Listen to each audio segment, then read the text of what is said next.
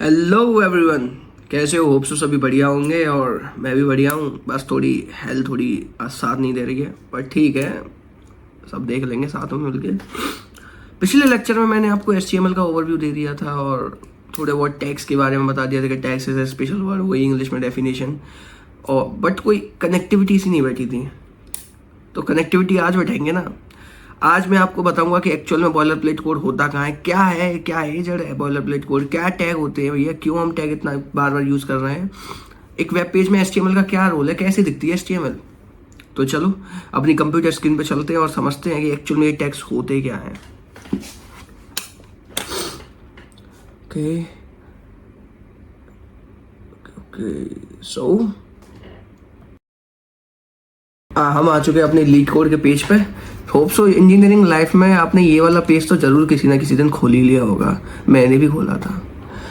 ठीक है, अब इंस्पेक्ट पे जाते हैं। अब इंस्पेक्ट पे क्यों जा रहे हैं, पहले ये कंसेप्ट क्लियर करते हैं। जब भी हमें अपनी वेबसाइट के इंटरनल फीचर्स के बारे में जानना हो कि इसमें HTML क्या है, CSS कैसे फंक्शन कर रही है, जावास्क्रिप्ट कैसे कर रही है, नेटवर्किंग, कैशे, टोकन्स, जो भी हमें चीज़ें देखनी होती हैं वो हम देखते हैं इंस्पेक्ट पे जाके। ओके, अब आपको एक चीज दिख रही होगी एलिमेंट्स में, ये HTML, head, body, div, script, ये बहुत सारा पता नहीं क्या क्या लिखा पड़ा है इसमें अंदर, और स्टाइल्स में ये लिखा हुआ। अब मैं एक तो क्लियर करता हूँ, एलिमेंट्स में जो चीज़ें लिखी होती हैं वो HTML टैग्स होते हैं, मतलब HTML टैग और HTML एलिमेंट दोनों सेम ही चीज़ें हैं, first of all. Second thing, HTML elements में जो जो चीज़ें लिखी हुई हैं वो टैग्स है, मतलब आपकी पूरी HTML एलिमेंट में लिखी होती है, और स्टाइल्स में आपकी पूरी CSS लिखी होती है। जब आप अपने कोड को वेब पेज पे देखते हैं, फिर आप उसको इंस्पेक्ट करते हैं, तो आपका जो पूरा HTML है वो एलिमेंट के अंदर आता है, एलिमेंट्स के अंदर आता है, और आपकी पूरी CSS स्टाइल्स के अंदर आती है। ओके, अब ये क्या चीज़ है भैया, पर मतलब मुझे कुछ समझ नहीं आ रहा। मैं एक और चीज़ से आपको थोड़ा कनेक्ट कराने की कोशिश करता हूँ। अपने VS कोड पे चलते हैं और यहाँ मैं लिखता हूँ, हेलो मेरे शेरों,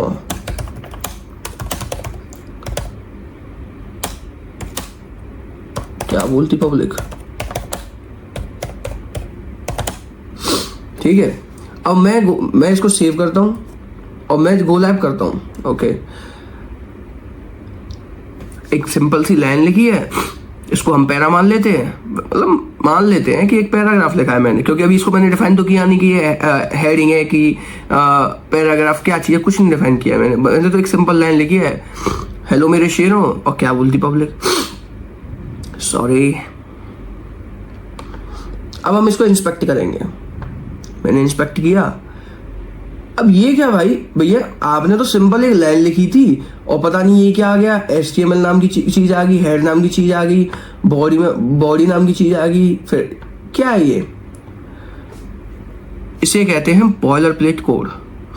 ये एक बाय डिफॉल्ट जनरेटेड कोड होता है, मतलब जब भी हम HTML में कोड लिख रहे होते हैं, मतलब .html नाम की फाइल में कोड लिख रहे होते हैं, तो वो पूरा कोड एक स्ट्रक्चर फॉर्मेट में डिफाइन होता है automatically by default by the browser. इसको हम कहते हैं बॉयलर प्लेट कोड।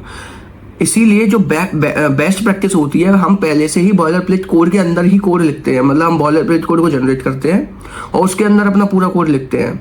अगर हम नहीं लिखते हैं तो बाय डिफॉल्ट जो हमारा ब्राउजर है वो उसको उठाएगा और उसका एक ऑटो जनरेटेड बाय डिफॉल्ट एक auto generated boiler plate code generate कर देगा, जिसके अंदर वो बॉडी में पूरा सिस्टम डाल देगा, मतलब सब जो भी चीज़ आप वहाँ लिखोगे वो पूरा बॉडी के अंदर आ जाएगा। ओके, अभी मुझे पता है बॉडी समझ में नहीं आ रही होगी क्या है ये, बट इतना समझ लो कि ये एक by default auto generated code होता है जो ब्राउज़र HTML को स्ट्रक्चर करने के लिए बनाता है।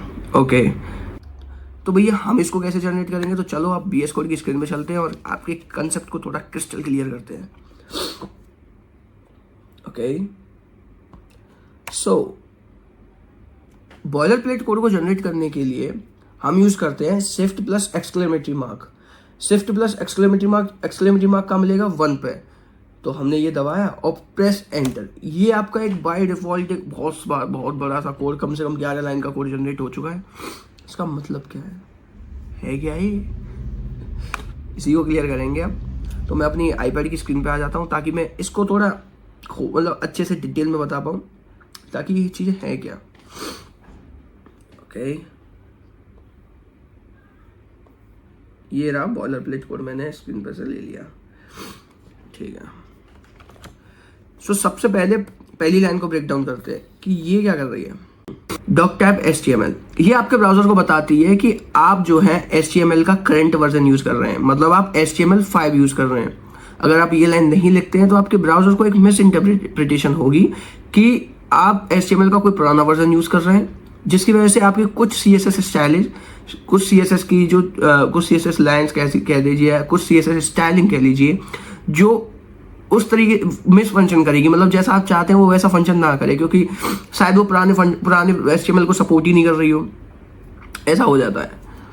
इसके बाद आती है आपकी दूसरी लाइन, HTML ये है, इसको हम क्या कहते हैं, जो भी चीज़ HTML में इन दो ब्रैकेट्स के बीच में आ जाए इसको कहते हैं हम टैग। जैसे मैंने H1 दिखाया था पिछले सेशन में, वो भी दो ब्रैकेट्स के बीच में था। पैराग्राफ, वो भी इन दो ब्रैकेट्स के बीच में था, तो इसको हम कहते हैं टैग। मैं थोड़ा इसको इरेज कर लेता हूँ। ये होते हैं टैग। वह जैसे ही हेडिंग टैग था, पैराग्राफ टैग था, जो बाकी सारे टैग थे, इमेज टैग था, ऐसे ही ये भी HTML टैग है। अब ये HTML टैग का क्या मतलब है? HTML टैग आपको ये बताता है कि आप जो पूरा कोड लिख रहे हैं, आपका पूरा HTML का कोड इन्हीं दो टैगों के बीच में आएगा। मतलब यहाँ से लेके, एक सेकेंड मैं मार्क कर देता हूँ, यहाँ से लेके यहाँ तक आपका पूरा HTML आएगा, मतलब इन दो टैग्स के बीच में आपकी पूरी HTML फाइल लिखी जाएगी। Okay, head tag, head tag के अंदर, एक सेकेंड मैं लिख लेता हूँ, हेड टैग के अंदर वो पूरा डेटा जाता है जो आप नहीं चाहते कि यूजर को देखे। मतलब जैसे आपने वेब पेज पे जो आपने डेटा लिखा, वेब पेज पे डेटा लिखा, आप वो चाहते हैं वो यूजर को देखे। एक डेटा ऐसा होता है जो आप नहीं चाहते आपके यूजर को देखे, बट वो आपके ब्राउजर पर हो, जैसे CSS की लिंक फाइल है, स्टाइलिंग है, या कुछ मेटा डेटा है जो आप चाहते हैं कि वो यूजर को ना देखे बट वो हमारे ब्राउजर पर हो। ऐसा पूरा डेटा हम लिखते हैं हेड टैग के अंदर। सो हेड टैग हमारा बहुत इंपॉर्टेंट होता है। हेड टैग के अंदर हम पूरा मेटा डेटा लिखते हैं। मेटा डेटा क्या होता है? Data about the data, nothing more than that. कि मैंने एक इन्फॉर्मेशन अपने डेटा के बारे में एक इन्फॉर्मेशन और दे दी, मतलब एक सरप्लस इन्फॉर्मेशन दे दी, बस इतना ही है मेटा डेटा। मैं शायद अब इसके अंदर है क्या, इसके अंदर आपको एक लाइन दिख रही होगी, ये वाली UTF-8। UTF-8 क्या है? आपको एक UTF-8 क्या है, आपको एक चीज पता होगी कि आपका जो सिस्टम है वो तो सिर्फ एक ही चीज समझता है, या तो वो 1 समझता है या फिर वो 0 समझता है। और हम तो इंग्लिश में लिख रहे हैं भैया, और हमें आंसर भी इंग्लिश में चाहिए, मतलब हमारा जो इनपुट है वो भी इंग्लिश और आउटपुट है वो भी इंग्लिश है, तो ये कैसे होगा? तो आप अब कभी एक चीज नोटिस करते हैं, जब भी टूरिस्ट वगैरह जब भी घूमने आते हैं तो उनके साथ एक ट्रांसलेटर होता है, जो क्या कर रहा होता है, जो फॉरेनर है वो अपना इनपुट देते हैं, वो सुनता है, और वो सामने वाले बंदे को उसका आउटपुट दे रहा होता है, फिर वो इनपुट ले रहा होता है, आउटपुट दे रहा होता है। Encoding decoding, encoding decoding, encoding decoding, बस इतना ही तो काम है UTF-8 का। UTF-8 आपका सिर्फ क्या कर रहा है? UTF-8 आपको एनकोडिंग डिकोडिंग दे रहा है। मतलब आपने अपने ब्राउजर को इंग्लिश दी, आपने अपने ब्राउजर को फ्रेंच दी, आपने अपने ब्राउजर को स्पेनिश दी, वो इस लैंग्वेज को उठाएगा, मशीन कोड में कन्वर्ट करेगा, आपके ब्राउजर को समझाएगा कि भाई ये चीज लिखी हुई है इसमें, और वो ब्राउजर उसी को फिर यहाँ पे क्या होगा? एनकोडिंग होगी, और यहाँ होगी डिकोडिंग। और ये कर कौन रहा है? एनकोडिंग डिकोडिंग कर कौन रहा है? UTF-8। ओके, सो UTF-8 का यही काम है। UTF-8 के पास पूरा कैरेक्टर सेट है आपका, जैसे यहाँ पे लिखा भी हुआ है कैर सेट, पूरा कैरेक्टर सेट है आपकी लैंग्वेज का, उसी के हिसाब से वो समझता है, उसको एनकोड करता है, उसी को फिर डिकोड करता है। ओके, अब आते हैं आपके टाइटल पे। मैं शायद इसमें एक लाइन मिस कर गई है मेरी, जो आपके स्क्रीन पे दिख रही होगी। मेटा में व्यू पोर्ट नाम की चीज, मेटा नेम व्यू पोर्ट, और कंटेंट में लिख रहा होगा width equals to device width. इसका मतलब क्या भी आप ओके यहाँ पे समझते हैं। ये व्यू पोर्ट क्या होता है? व्यू पोर्ट ये चीज होती है, एक सेकंड मैं इसको कंसोल को बंद कर देता हूं। ये पूरा व्हाइट पोर्शन जो आपको हेलो के ऊपर से दिख रहा है, यहां से लेके पूरा व्हाइट स्क्रीन जो आपको दिख रही है ना, ये आपका व्यू पोर्ट है। यही आपका व्यू पोर्ट है, जहां पे आपकी पूरा जो डेटा आता है ना, आप जो लिखते हो, आप जो स्टाइलिंग करते हो, जो भी करते हो, वो पूरा पेज आपका व्यू पोर्ट है। ओके, अब इसके आगे क्या लिखा हुआ है? इसके आगे लिखा हुआ है width equals to device width. इसका सीधा सीधा मतलब है, जब आप कोई वेबसाइट खोलते हो तो ऐसा तो नहीं है कि उसकी HTML जो थी लैपटॉप पे अलग दिख रही है, मोबाइल पे आती भाई HTML ही बदल गई। नहीं ना भाई, वो जैसी लैपटॉप पे दिख रही थी वैसे यहाँ दिखेगी। सिंपल, उसका इतना ही मतलब है। मतलब मैंने अपनी विड्थ को सेट कर दिया कि जैसे जैसे डिवाइस विड्थ हो उसके हिसाब से अपने आप को सेटल कर लेना, अपने आप को स्ट्रक्चर कर लेना। और व्यू मतलब वही है, मतलब आपका व्यू पोर्ट कैसा होगा? आपका व्यू पोर्ट होगा आपकी डिवाइस की विड्थ के अकॉर्डिंग। सिंपल, उस लाइन का इतना ही मतलब है। इनिशियल स्केल 1.0 का मतलब है कि कोई भी जूम नहीं है, कोई भी जूम आउट नहीं है। ओके, बस इतना मतलब है। अब आते हैं अपनी नेक्स्ट लाइन पे, टाइटल। टाइटल का क्या मतलब है? टाइटल का सिंपल मतलब है कि जो आपकी वेबसाइट का नाम होगा वो इसके अंदर आएगा। अब भैया आपने दिखाया ही नहीं करके, और करके नहीं दिखाया तो मजा ही कैसा आ गया। आ जाओ करके दिखाते हैं, स्क्रीन पे आते हैं। जैसे मैंने इसका नाम लिखा फरमान,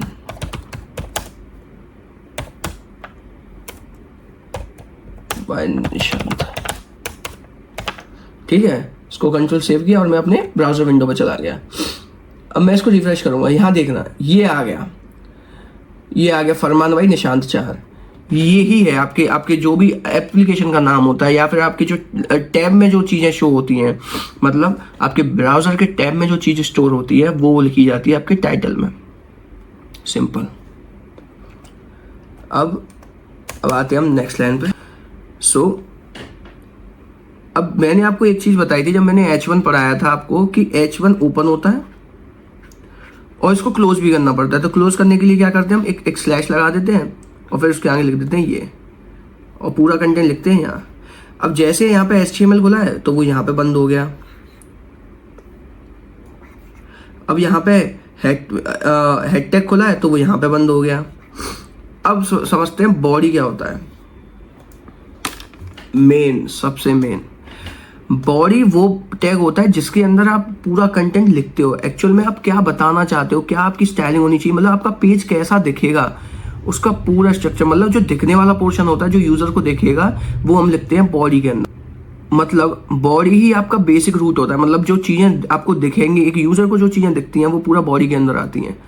जैसे कि मैं एक एग्जांपल लेके चलता हूँ, स्क्रीन पर आ जाते हैं अपनी पे। माई नेम इज लखन, इसको थोड़ा अरे sorry, my name is Lakhan, मेरा नाम है लखन।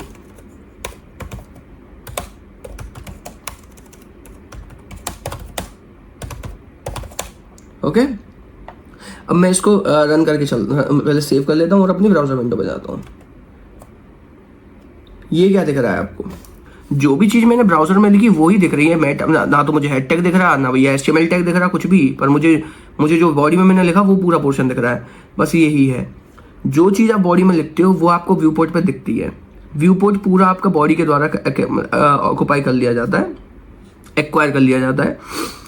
अब पूरे को समराइज करते हैं।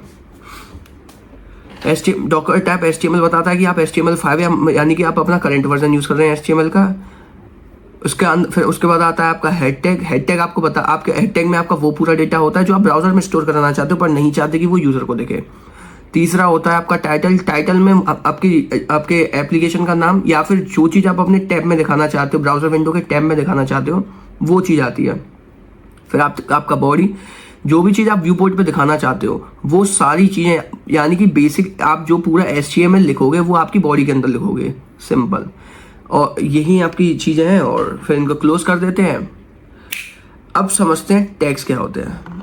कि भैया बहुत देर से हम टैग सुन रहे हैं, HTML फील नहीं आ रही, फील ले आते हैं। तो टैग क्या चीज़ है? मैंने बताया था एक स्पेशल कीवर्ड है जो आपके ब्राउजर को बताते हैं कि आप भाई क्या है, मतलब क्या बना रहे हो, मतलब कि स्ट्रक्चर बताते हैं, डिफाइन करते हैं स्ट्रक्चर। कि आपने हेडिंग लिखी है तो वो H1 है, पैराग्राफ लिखा है तो P है, इमेज लगाए तो IMG टैग है।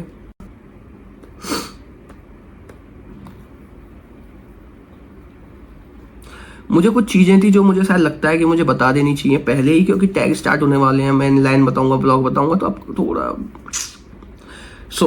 पहले समझते हैं मैं एक term self closing tag, sorry, self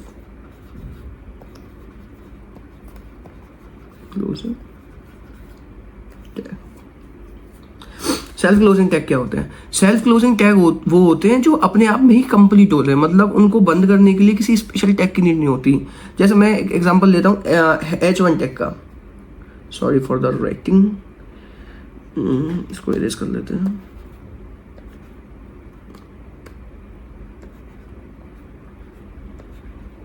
इसको बंद करने के लिए हमें एक क्लोजिंग टैग की नीड है, बट उसी जगह हम बात करें IMG टैग की या BR टैग की, तो वो अपने आप में ही क्लोज होते हैं, मतलब वो उनको बंद करने के लिए किसी टैग की जरूरत नहीं होती। जैसे कि मैं इमेज टैग यूज कर रहा हूँ, तो मैं लिखूंगा मैं सिंपल लिखूंगा IMG और इसको बंद कर दूंगा। मैं BR टैग यूज कर रहा हूँ, मतलब ब्रेक टैग यूज कर रहा हूँ, तो मैं लिखूंगा BR और उसको वहीं ही बंद कर दूंगा। मतलब इसके लिए कोई क्लोजिंग टैग की नीड नहीं होती, ये अपने आप में ही क्लोज होते हैं, दैट्स व्हाई इनका नाम सेल्फ क्लोजिंग टैग है। ओके, तो अब हम पढ़ते हैं टैग्स के बारे में। टैग्स दो तरीके के होते हैं, inline tag and block tag. Okay, inline and block.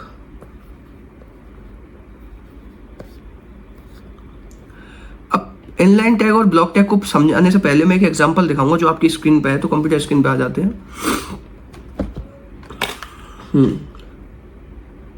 तो चलो भाई, सबसे पहले थोड़ा एक वेब पेज बनाने की कोशिश करते हैं, तो मेरे साथ बनाते चलिएगा, मैं जो लिखता जा रहा हूँ। हैशटैग यूज कर,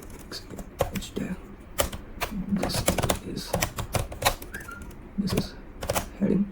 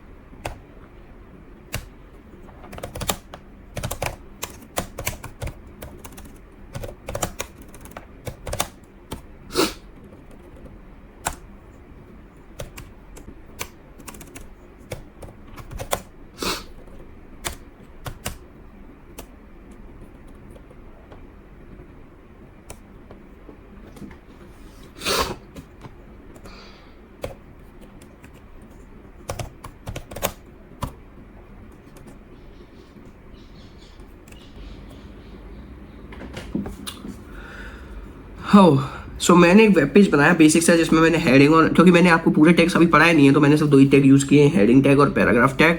सो हेडिंग टैग और पैराग्राफ टैग को आपको ठीक ठाक चीजें दिख रही होंगी, मतलब हेडिंग दिख रही है आपको, एक पैराग्राफ दिख रहा है, फिर हेडिंग 2 दिख रही है, एक पैरा दिख रहा है, हेडिंग 3 दिख रही है। तो भैया आप बताना क्या चाह रहे हो? अब होगा खेल, आप इंस्पेक्ट पे आओ। इसके लिए मैंने यूज किया Ctrl+Shift+I, शॉर्ट नोटेशन है, आप यूज कर सकते हैं Ctrl+Shift+I।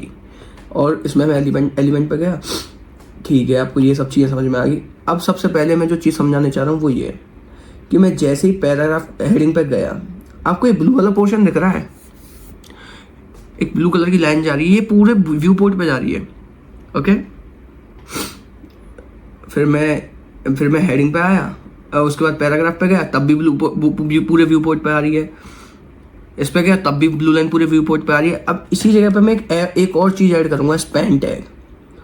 अभी स्पैन टैग को डिटेल में बताएंगे कि क्या होता है, उससे पहले मैं उसे एक चीज़ यूज़ करने के लिए ले लूँ। ओके, हेलो भैया, आज तो मौज काटती।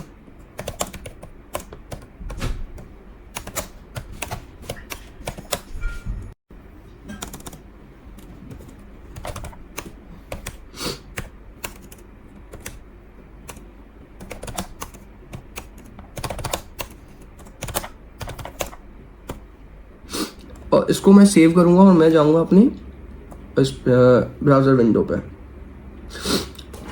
तो मैंने इसमें 2 टैग यूज़ किए हैं नए, एक 2 स्पेन टैग यूज़ किए हैं, मतलब एक स्पेन 1 और दूसरा मज़ा आ गया भैया। अब मैं इनकी जो फंक्शनलिटी है वो दिखाता हूँ, और उसी जगह पे हेडिंग टैग की या पैराग्राफ टैग की फंक्शनलिटी दिखाता हूँ। देखो मैंने जब मैं इस पेन पे गया तो इस पेन का ब्लू पोर्शन बहुत छोटा है, मतलब जितना उसका कंटेंट है सब उतना ही ब्लू पोर्शन है, ओके। और मैं इसी जगह पे हेडिंग पे जा रहा हूँ तो वो पूरा ब्लू पोर्शन कवर कर रहा है। यही है आपके इनलाइन टैग और ब्लॉक टैग। सिंपल, आपको मैंने लाइव रिप्रेजेंटेशन से समझाया कि इनलाइन टैग और ब्लॉक टैग क्या होते हैं। मैं एक डेफिनेशन दे देता हूँ ताकि वो जो आपने देखा है वो आपकी मेमोरी में बैठ जाए। इनलाइन टैग जो होते हैं वो उतना ही पोर्शन कवर करते हैं जितना वो उनका कंटेंट है, मतलब ना तो वो कभी नई लाइन से स्टार्ट होते हैं। जैसे मैं हेडिंग के बाद दूसरी हेडिंग लिखूंगा तो वो नीचे से स्टार्ट होगी, वो उसके बगल में नहीं होगी। हेडिंग के बाद मैं कोई भी कंटेंट लिखूंगा वो उसके बगल में नहीं आएगा, वो नीचे ही आएगा, क्योंकि वो ब्लॉक एलिमेंट है। उसने आगे के पूरे रास्ते ब्लॉक कर रखे हैं, पूरा व्यू पोर्ट, पूरी विड्थ कवर कर लिया उसने। अब उसके आगे उसके आगे कुछ नहीं आ सकता। वहीं अगर वो इनलाइन टैग है तो इनलाइन टैग वो उतना ही पोर्शन कवर करता है जितना उसका कंटेंट है, बस इतना ही है इनलाइन और ब्लॉक एलिमेंट में। अब हम समझ लेते हैं इनलाइन टैग में कौन से एलिमेंट्स आते हैं, ब्लॉक टैग में कौन से एलिमेंट है। सो इनलाइन टैग में हम जो ऊपर डेफिनेशन दी हुई है वो ही पढ़ लेते हैं पहले कि inline element do not start on a new line, they follow with in the content. जो मैंने अभी आपको बताया कि ये कभी नई लाइन से स्टार्ट नहीं होते, ये वो उतना ही पोर्शन कवर करते हैं जितना उनकी कंटेंट है। और क्या है, मतलब सीधे साधे आदमी है, इनको ज़्यादा वो है नहीं, ये चौड़ में नहीं चलते। बट वहीं ब्लॉक लेवल एलिमेंट्स क्या होते हैं, ब्लॉक टैग क्या होते हैं, वो चौड़ में चलते हैं, मतलब कि वो चल रहे हैं तो फिर कोई और नहीं चलना चाहिए। Block level element start on a new line, take up the full width, मतलब अगर वो आ गए हैं तो फिर मतलब पूरी विड्थ उन्हीं के नाम से है। इसके अंदर एंकर टैग होता है, इनलाइन एलिमेंट के अंदर एंकर टैग होता है। एंकर टैग क्या है, मैं एक व्यू एग्जाम में छोटा चीज़ें क्लियर करता रहूँगा, बाकी मैं इसको डिटेल में अभी बताऊँगा जब मैं वेब पेज बना रहा हूँ, मतलब वेब पेज पे यूज़ करके दिखाऊँगा, मतलब एक पेज बना के दिखाऊँगा। एंकर टैग लिंक्स को बनाने के लिए कि मैंने इस पर क्लिक किया तो मैं दूसरी जगह लैंड कर गया, उस पर क्लिक किया तो मैं तीसरी जगह लैंड कर गया, इसके लिए हम एंकर टैग का यूज़ करते हैं। स्पेन टैग ऐसे मान लो एक कंटेनर है जिसको हम एक जेनरिक कंटेनर है और उस पर हम CSS स्टाइलिंग लगा सकते हैं, या जब भी हमें कोई ऐसी चीज़ की ज़रूरत है जिसको हम ऐड ऑन करना चाहते हैं और वो पूरा स्पेस ना घेरे तो हम स्पेन टैग का यूज़ कर लेते हैं। स्ट्रॉन्ग टैग, किसी चीज़ को बोल्ड दिखाना हो तो हम स्ट्रॉन्ग टैग का यूज़ करते हैं। एम्फेसिस, वही इसमें लिखा हुआ है इटैलिक दिखाने के लिए।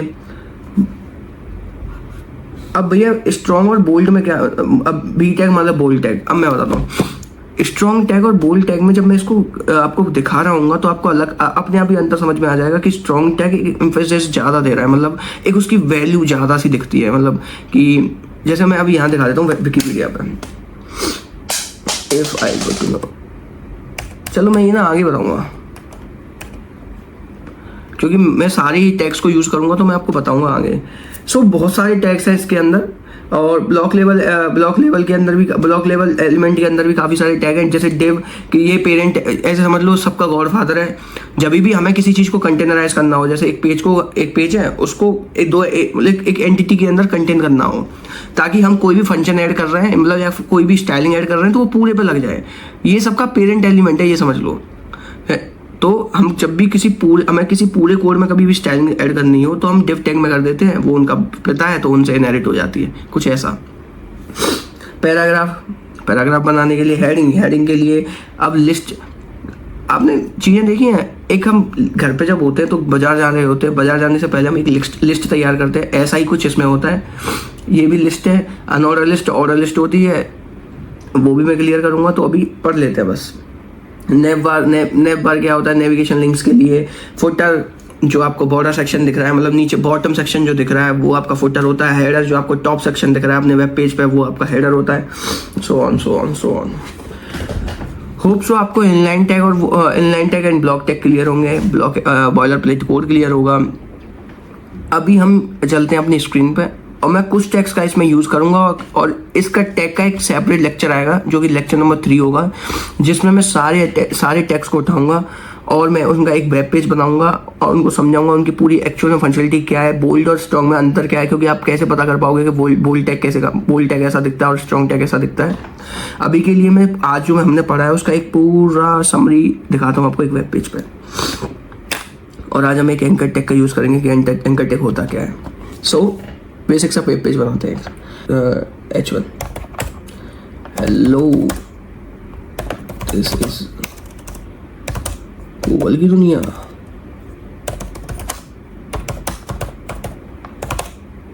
ये हमारी हेडिंग आ गई। इसके नीचे पैराग्राफ ऐड कर लेते हैं कि जो भी मैं कहूँ बात ही नहीं।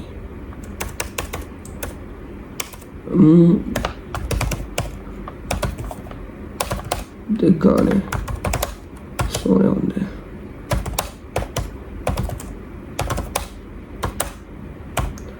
नानू कम सुना करो।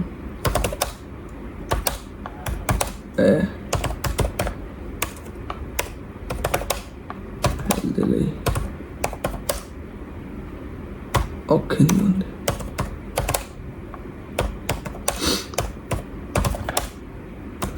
चंदा सी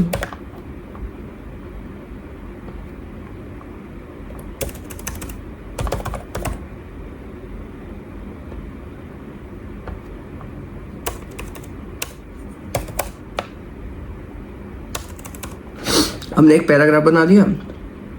अब हम यूज करते हैं एंकर टैग का। एंकर टैग के लिए ये दबाओ, टैब दबाओ, href में आपकी रेफरेंस लिंक आती है जिस पे आप अपनी रेफरेंस लिंक डालते हैं कि आप जाना कहाँ चाहते हैं, आप कौन से पेज पे जाना चाहते हैं। जैसे कि मैं जाना चाहता हूँ https://www.google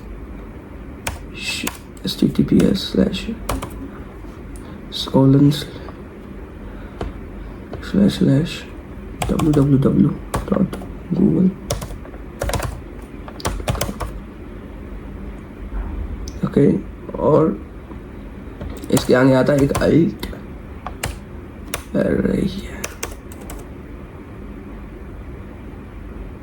और ये है गूगल लिंक।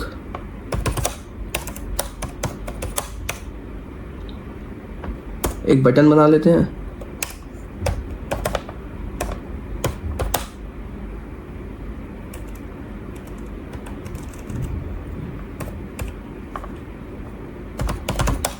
Click on